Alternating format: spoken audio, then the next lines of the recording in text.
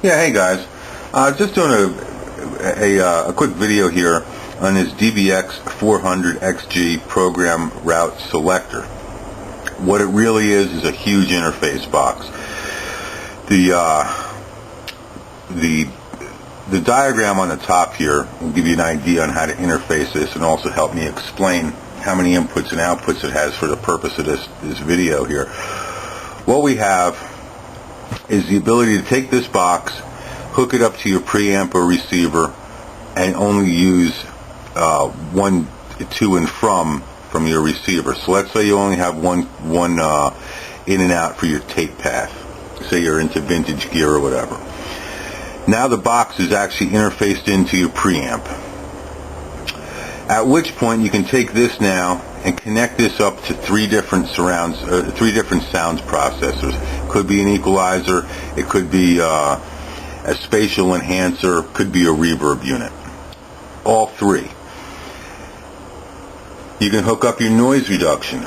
So let's say you've got your noise reduction, with the DBX units and that type of thing. You're going to notice there's 8 RCA inputs and outputs on the thing.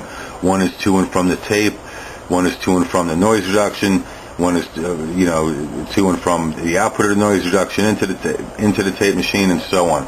Anyway, as far as hooking it up, it interfaces right up to this box. It makes that process easy. Over here you've got 3 tape inputs and outputs. So now you can connect up, 3 full tape tape decks, tape recorders. So you can have a cassette deck in and out, a reel-to-reel machine in and out. If you've got a recordable 8-track machine, you could hook that up in and out. And in the front of the box, it's you can monitor whether or not you're monitoring your line input, whether or not you're monitoring your tape 1, tape 2, tape 3, and like that. The noise reduction for our encode and decode processes. Are we decoding? Are we coming off the tape using the noise reduction to decode that signal and then monitoring it in our system? We've got a choice for that. So we can decode it or we can encode it. If we encode it, now we have the ability to actually go to our record selectors here, and we can see that at the moment we're encoding all 3 machines. If we're making copies, we can turn these off. And if we're going from tape 1, it's just an exceedingly versatile box. It's been a little while since I've used it. I know that it makes a lot more sense once you have your gear patched in and out of it.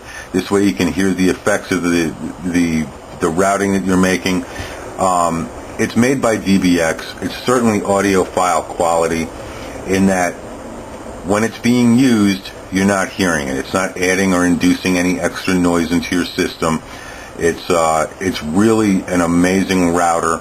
Do you want your sound processor, for example? Let's say you've got a reverb unit. You might want to put the reverb unit post your tape machine so that you're only enjoying it on playback. But let's say you have an equalizer. You can take the equalizer, select it, and then say, okay, well, I want the EQ to be pre the tape machine.